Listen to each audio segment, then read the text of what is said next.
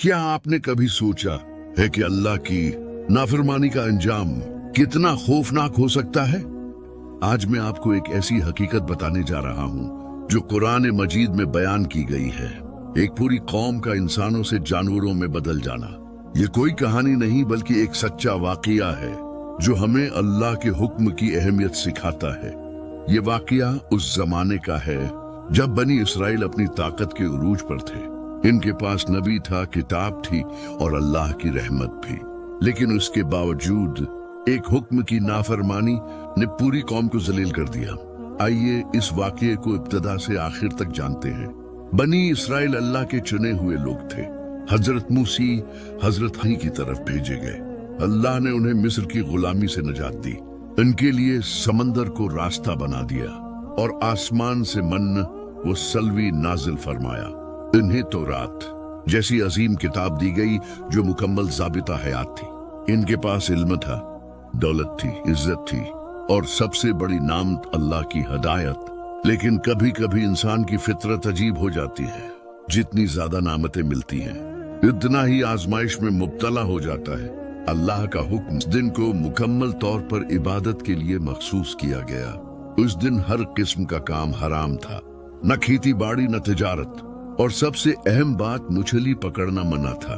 ये लोग समंदर के किनारे आबाद थे और मछली पकड़ना ही उनकी रोजी थी। अल्लाह का हुक्म बिल्कुल वाज़ेह था। 6 दिन काम करो, 7वें दिन सिर्फ अल्लाह की इबादत करो। इब्तिदा में सब कुछ ठीक चलता रहा। लोग इस हुक्म पर अमल करते रहे। फिर अल्लाह ने उनकी आजमाइश का फैसला फरमाया। अल्लाह की आजमाइश अजीब थी। हर हफ्ते के दिन जिस दिन मछली पकड़ना मना था, मछलियां किनारे के करीब आ जाते। पानी इतना साफ होता कि हर मछली साफ नजर आती, गोया कह रही हूं आओ हमें पकड़ लो। लेकिन बाकी दिनों में जब मछली पकड़ना जायज था, एक भी मछली नजर न आती। समंदर बिल्कुल खामोश होता, जैसे वहां कोई जानदार ही न हो। ये इत्तेफाक नहीं था, ये अल्लाह की तरफ से आजमाइश थी। ईमान, सब्र और इताअत की।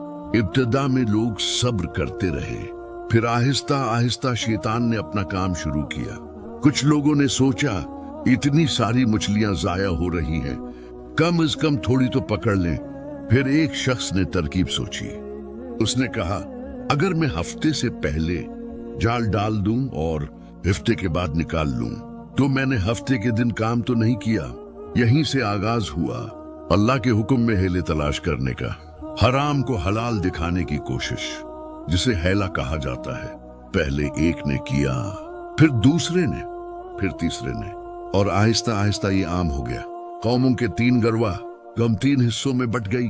पहला गिरवा गुनाहगार, ये वो लोग थे जो खुले आम अल्लाह की नाफरमानी कर रहे थे। ना अल्लाह का खौफ, ना आखिरत की फिक्र, सिर्फ दुनियावी फायदा। दूसरा गिरवा नेक लोग, ये सालेह लोग थे जो गुनाहगारों को रोकते थे। वो नेक लोगों से कहते थे तुम क्यों इतनी मेहनत करते हो, अल्लाह तो उन्हें वैसे ही हलाक करने वाला है। नेक लोग जवाब देते थे ताकि हम अपने रब के सामने कह सकें कि हमने नेकी का हुक्म दिया और बुराई से रोका। अल्लाह का फैसला। ये सिलसिला महीनों चलता रहा। अल्लाह ने मेहनत की, सब्र फरमाया, लेकिन बगावत बढ़ती रही। उन्होंने बाजारों में खुले आम मछली बेचनी शुरू कर दी, दौलत कमाई और अपनी चालाकी पर फख्र करने लगे। फिर एक रात नेक लोगों ने फैसला किया और खुद को गुनाहगारों से अलग कर लिया। शहर में एक दीवार खींच दी गई। एक तरफ अल्लाह के फरमान बरदार थे, दूसरी तरफ नाफरमान। वो रात सुकून से सो गए, लेकिन सुबह जो मंजर देखा वो जिंदगी भर न भूल सके। दीवार के उस पार से अजीब आवाजें आ रही थीं, इंसानों की नहीं जानवरों की। जब झांक कर देखा तो दिल दहला देने वाला मंजर था। इनके रिश्तेदार, पड़ोसी, दोस्त सब बंदर बन चुके थे। हकीकी बंदर, 4 टांगों वाले बंदर जैसे चेहरे। बूढ़े बूढ़े बंदर बन गए, जवान जवान बंदर, बच्चे छोटे बंदर। वो चीख रहे थे, दौड़ रहे थे, एक दूसरे को पहचानने की कोशिश कर रहे थे। कुछ बंदरों ने अपने रिश्तेदारों को पहचान लिया। एक बूढ़े ने अपने भतीजे को पुकारा जो अब बंदर बन चुका था। वो बंदर आकर उसके कदमों से लिपट कर रविया, गोया कह रहा हो, मुझे माफ कर दो, मैंने तुम्हारी बात नहीं मानी। लेकिन अब सब कुछ हो चुका था। ये अल्लाह का अजाब था जिसे कोई इंसान वापस नहीं ले सकता था। कुरान व हदीस के मुताबिक इन्हें सिर्फ 3 दिन की मेहनत दी गई। न खाया न पिया, सिर्फ अजाब में मुब्तला रहे और फिर एक एक करके मर गए। कुछ उलमा के मुताबिक अल्लाह ने उनकी सूरतें बदल दी, मगर अक्ल बाकी रखी। वो जानते थे कि वो इंसान थे, वो अपने गुनाहों से वाकिफ थे, मगर कुछ कर नहीं सकते थे सिवाय पछतावे के। ये दुनिया में ज़ल्लत थी और आखिरत में भी अजाब का खौफ।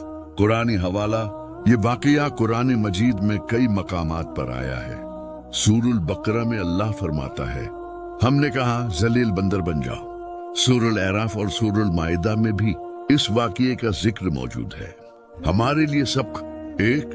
अल्लाह के हुक्म में हेले तलाश करना इंतहाई खतरनाक है, हराम कभी हलाल नहीं बन सकता।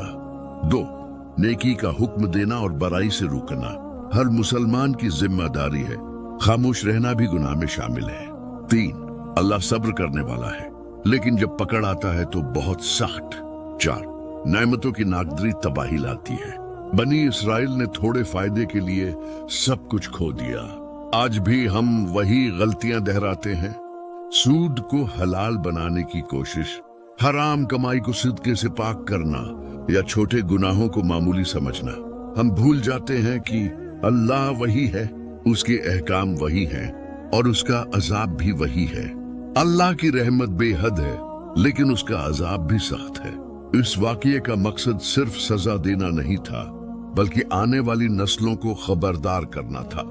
आखिरी पैगाम: हम सबको अपनी जिंदगियों का जायजा लेना चाहिए। क्या हम छोटे अहकाम को नजरअंदाज कर रहे हैं?